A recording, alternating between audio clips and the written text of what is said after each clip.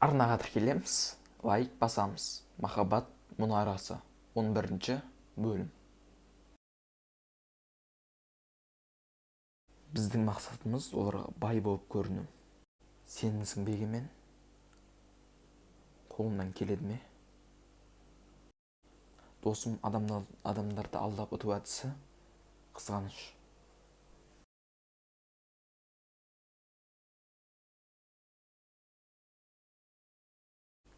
Менен ол бақанда 3 жас үлкен. Мен оның әпкесі сияқтымын.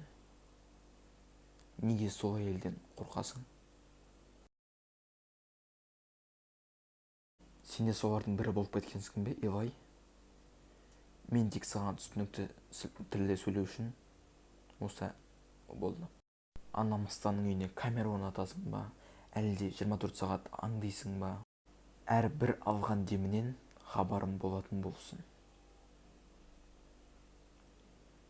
Махаббат мұнарасы 11-ші бөлімнің соңы. Аударған Нор Продакшн.